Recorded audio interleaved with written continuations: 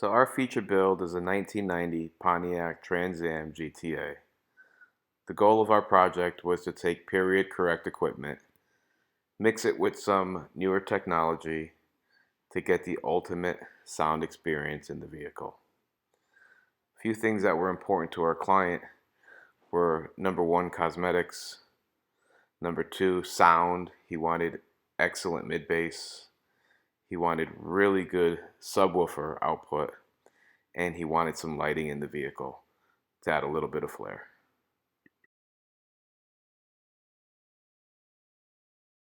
The very first thing we did in the vehicle was analyze the electrical system. We quickly found that the stock alternator, which was about 95 to 100 amps, wasn't sufficient, and we swapped it out for a 370 amp McMahon alternator. We also swapped out the starting battery underneath the hood to the biggest yellow top AGM we could find and that would fit comfortably and safely. We added a charging port for it independently, and in the rear added two lithium batteries and began our design for our distribution center and fuse block. We CNC fabricated two aluminum bus bars and marine grade heat shrunk them in the appropriate colors. Lastly, we added a 500 amp relay under the hood to separate the front and rear batteries. Since we were limited with space, we opted to build a floating style amp rack over our acrylic enclosure. We started by building a precise 1.8 cubic foot base out of 3/4 inch MDF. Then we went into a testing phase, putting loose equipment in place, making sure it would fit. Then we would build a amp rack out of 80/20 aluminum for super strength, made sure the amps would flow as intended. Finally, shortly after, we would take our laser and mimic our acrylic top to make sure it would fit as intended so we have no waste. And then we would CNC the acrylic top using neodymium magnets around the perimeter. We would hand tap the screws for the subwoofers, and we also tapped inserts all the way around the perimeter to secure the acrylic to the base. We also built two dividers out of acrylic and later painted them to match the vehicle. The acrylic top was then routed all the way around to create a rabbet so the RGB lighting could sit in there flush, and we used aluminum tape to hold it in place. We took everything apart afterwards, made sure the logo lit up how we wanted it to, and we began the process to build the shroud around the subwoofer enclosure. We taped everything up, body filled all the edges. Once that was done, we sanded. We painted the lower portion, which was acrylic. We wrapped the upper portion, which was PVC, out of matching vinyl.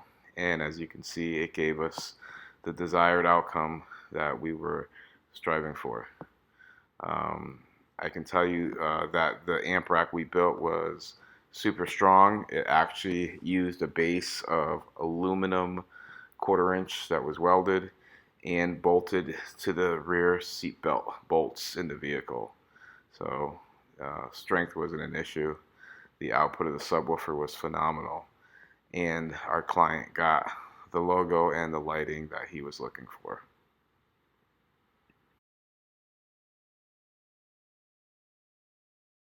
So the first step in our system design is to sound deaden the entire vehicle. We were battling a very loud aftermarket exhaust, so we knew it would be helpful, and we knew it would also reduce road noise, some heat, and any vibrations in the vehicle. Next, we focused on the speakers in the O-end location in the dash. We built 1/8 inch acrylic panels to house Audison Thesis tweeters and Audison Thesis mid-range speakers. All the speakers throughout the vehicle were quick connected, soldered in place. Then we were test fitting, put the factory panel back on, and saw it fit perfect. The rear 6x9s were replaced with HDPE panels and Audison Thesis 6.5 inch mid-bass drivers. Again, everything was quick connected and inserts. The front stage was dual Audison Thesis mid-range speakers as well. It gave us excellent mid-bass output. We tried to do the styling to match the vehicle's design and not have it protrude so much forward. The front radio sources were a flip-out radio. If you listen closely, that is a car phone that I forgot to take pictures of. But we're testing to make sure that the radio goes in and out. We also did a mini disc player up front along with a gooseneck EQ that was just for show. The most important aspect of our installation was definitely the welded aluminum base that we secured to the rear seatbelt bolts. It gave us a super strong uh, object to mount to, seeing that the gas tank was underneath. We then went ahead and built our 8020 aluminum amp rack and created a base out of HDPE for our modules to mount to. We ended up CNCing out of 6061 aluminum some end panels, and then we went and mounted our brain for the Alpine flip-out monitor, the Sirius tuner, and the Virtuoso DSP processor. We then started with our installation of our fans for each amplifier. We got a tip from Jason Kranitz and said to you definitely going to want to put some fans because these amps get hot. We made our jig out of 1/8 inch MDF and then transferred it to 1/2 inch acrylic. We installed dual Audison Thesis Quattro amplifiers and an Audison Thesis Uno amplifier. Ran the entire system active off the Virtuoso DSP processor. And lastly, added a ARC Audio Bluetooth adapter, which we were able to use optical out directly into the processor. Our fans were controlled by an SMD thermistor, and our batteries were monitored with an SMD voltmeter. So part of my installation philosophy includes not drilling too many holes, none if possible, into the vehicle. This was a situation we had underneath the hood where I had no place to mount the 500 amp relay. We ended up making a bracket out of 6061 aluminum, painting it black and mounting it to the strut tower so we didn't put a hole in the customer's car. So we chose 8020 aluminum due to its strength. If you're not familiar with it, actually some high-end Sprinter builds are framed out using 8020 aluminum. It's super, super strong, super lightweight. It was something that we felt we needed to use to be able to support almost 100 pounds of amplifier sitting on top. Everything was cut with a chop saw, and then all the bracketing and supports were nut and bolted. There's some really cool inserts that just go into the tracks, and then we Loctited all the bolts together. And at the end, we got a finished result of a super strong floating style amp rack. The most important aspect of our build, cosmetically, I would say, was the center console because it's something that the client's going to see every day.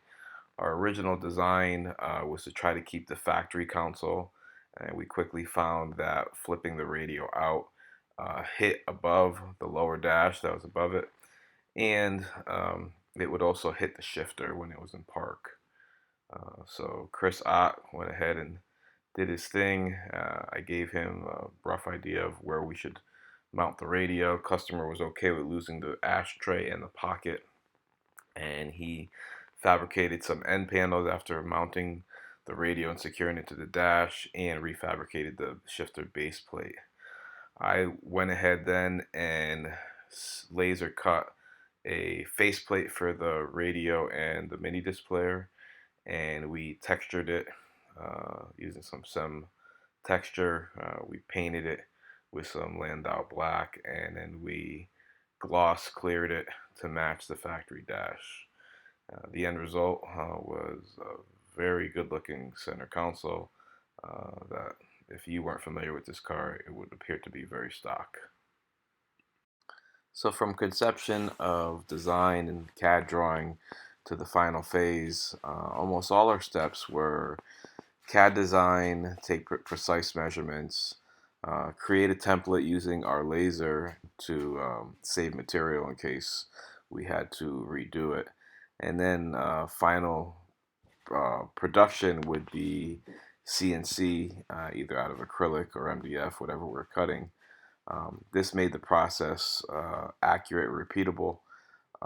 It saved us some time because parts fit into each other as they were supposed to, and our final design came out exactly like we wanted it to.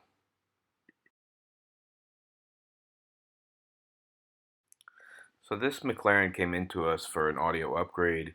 It had a very loud exhaust system and a very poor stock Meridian sound system. One of the first challenges we faced right away was how are we going to make everything permanent so the dealership didn't have to fuss with our equipment. Our solution was to cut the base of the tub and keep that portion in there permanently mounted to two factory big bolts. Um, that would allow the technician to remove the tub, get to the battery and anything that was behind it. It also allowed us to easily wire into the front components in each driver side and passenger side of that tub.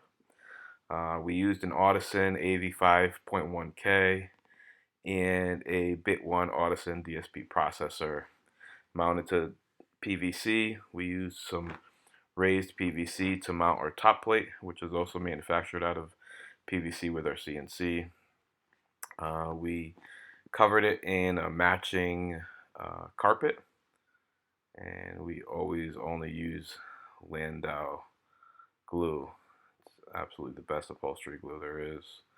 Um, our cosmetic cover was fabricated using two colored acrylics, white and red, and then the top acrylic cover was black.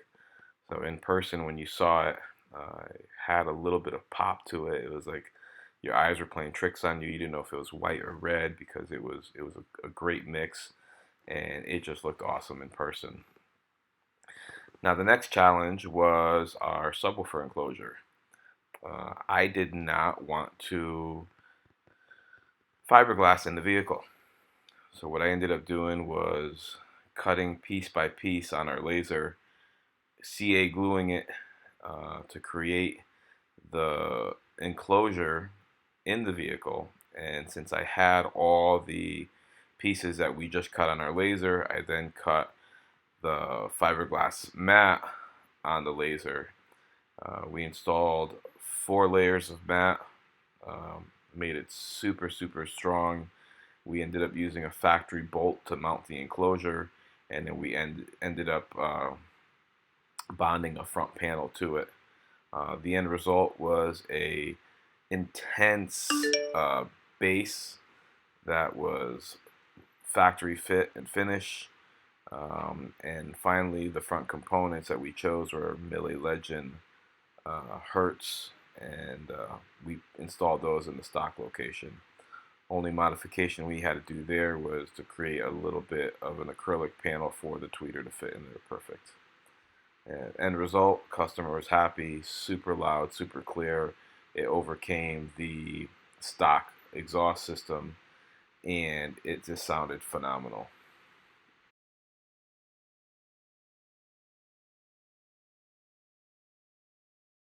So this Porsche came in for both an audio upgrade and some radar and laser defense. We started our audio system as usual by sound treating the doors, fabricating some PVC spacers for the mid drivers and the mid-range speakers in the doors, and then adding the tweeters on top with some quick connects. We chose a Sony radio for our source unit, Audison Prima subwoofers for our bass because of the small enclosure size, and Audison AV5.1K for amplification. And our client didn't just want a box in the trunk, he didn't want something super elaborate. So we just came up with a design that was held in place with magnets so we could get to the amplifier. The subwoofer enclosure was mounted using 6061 aluminum that was painted to match. The radar and laser defense that we chose was the Redenzo Ultimate Edition package. The main controller, the RCM, was mounted directly below the factory radio on an acrylic panel that we fabricated. The main modules were mounted alongside the passenger firewall. They were labeled and meticulously wrapped and ran alongside factory wiring. We wrapped everything in exterior JK tapes to match the factory wiring and used a grommet when possible.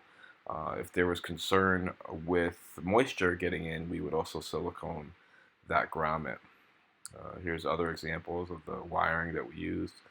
In the audio, we used some Tech Flex, and everything else was wrapped in JK tapes. Now that brings us to the radar heads. The front head was mounted using a threaded insert into the body and threaded screws, so it could be removable in and out as many times as needed. The rear radar module was tapped directly into the aluminum, and then we used threaded screws to get in and out of that aluminum bumper. All the laser heads also doubled as parking sensors in the system. Our client wanted them hidden, so we used some IR acrylic and built some pods for the front and rear. The front was meticulously mounted, so they're level and straight to get optimal performance. And as stated also, we used IR acrylic to build little housings for the three heads, center, left, and right. The last portion of fabrication was to disassemble the self-contained speaker, mount it into the factory center channel location, and then cover it using the OEM grill. Our client was more than pleased with our work, super happy with the audio, and he loved how his Redenzo never failed.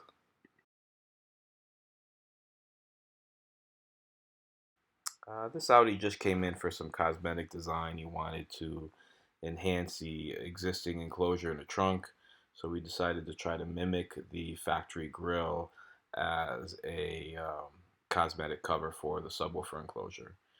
We started by making an MDF panel that sit pretty close in size in the trunk, mounted that with some aluminum brackets. Then we removed the panel and sourced a very similar grill-like material, mounted that to our MDF shroud.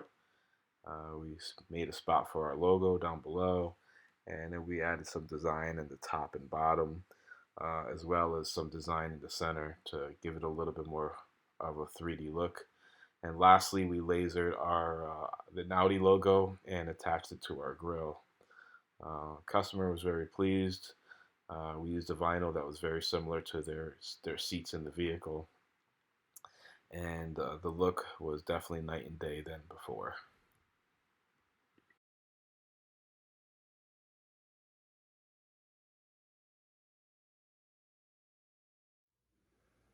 So in the last year, I would have to credit my personal growth to my mindset. I am definitely a more positive person. I try to see the bright side of almost any situation I'm in. Sometimes that could hurt me because I'm the type of person that will forgive and forget. However, I do believe in being the best version of yourself, trying to be better than you were yesterday. So my business evolution over the past year, I would say, has skyrocketed. I'm doing things now that I wouldn't have even attempted last year. I always looking up to certain people in our industry, and trying to reverse engineer what they're doing, trying to figure out how things were done. Where this year I took more of a hands-on approach and just said, hey, figure it out. You can do this. Of course, the growth also comes from being helped by others. And I'm definitely not a shy person. I'll reach out to certain people who I know are willing to help me. So the value of my role in my store is huge because I'm the owner. I definitely have to set the tone. I have to set the example. I have to tell them what's expected, what's acceptable, what's not acceptable.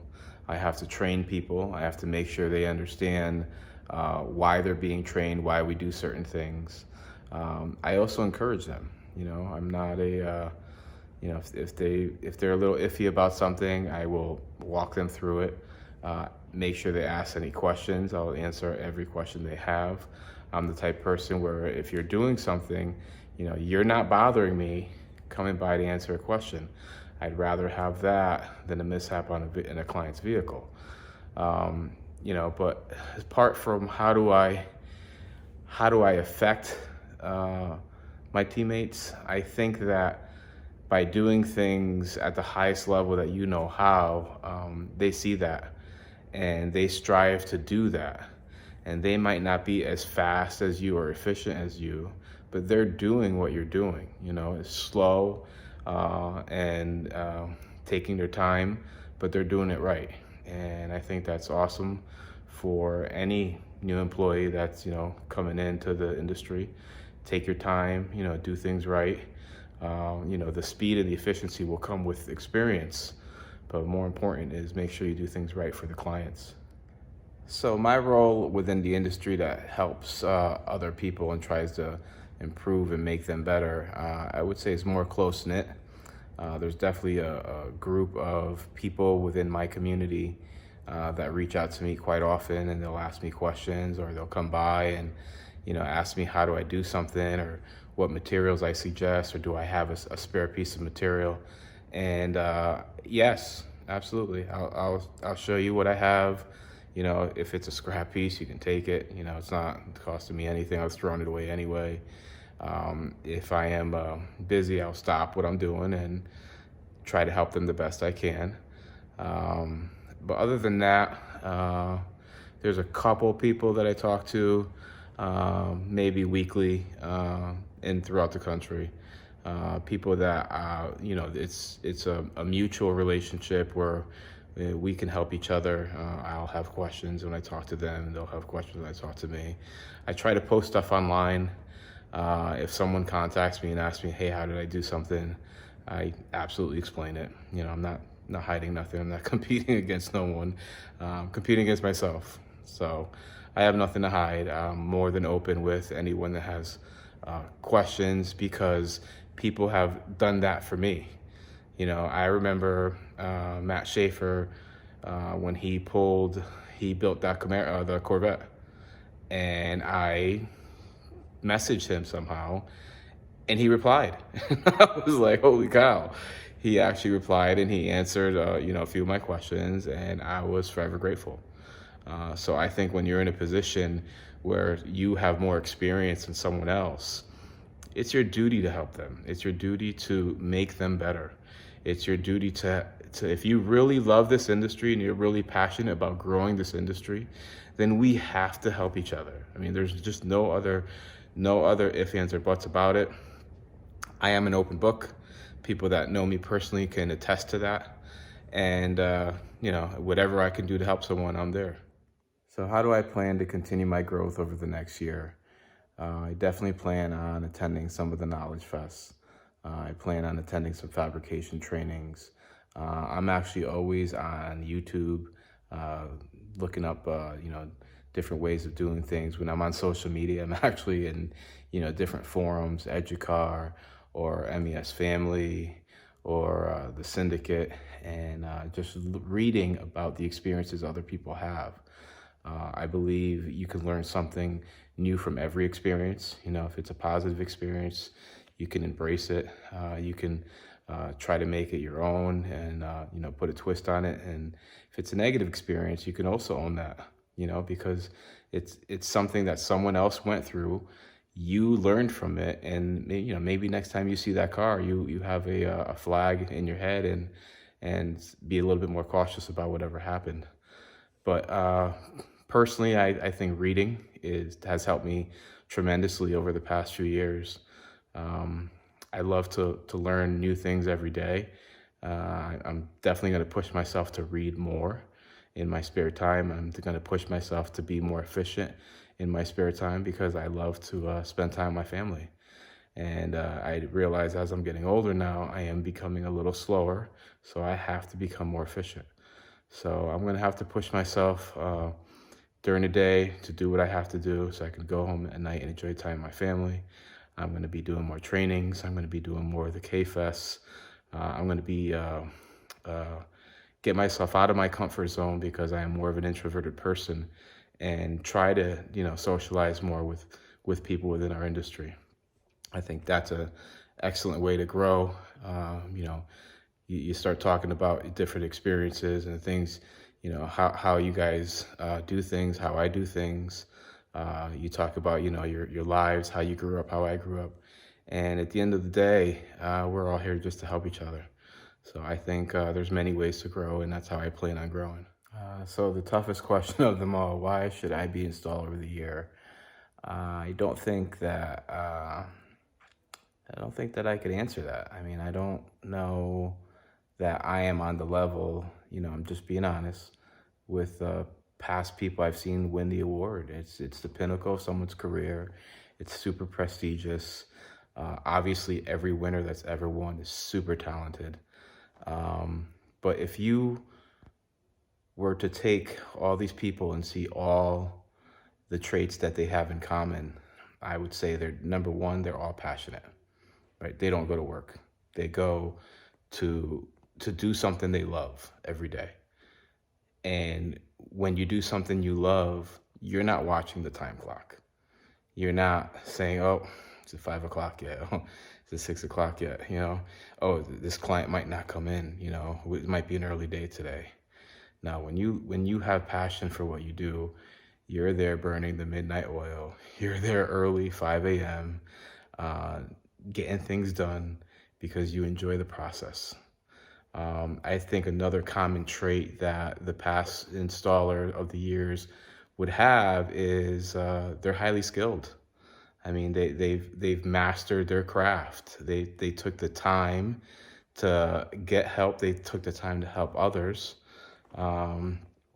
And that's what helped them reach where they are. Another common trait that they all have is, they have experience. I don't know of any of them that, have a few years in the industry. I would say most of them have quite a few years under their belt. And with the time comes experience. And with experience comes the art of mastering your craft. I would say I share in a lot of these traits. Am I as good as any of these guys? I don't think so. I'm just being honest. Is it going to stop me from trying to be as good as these guys? Absolutely not. Like I said before, I'm not in competition with no one.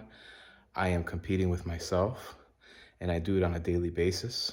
And I'm content every day I go home as long as I was better than I was yesterday.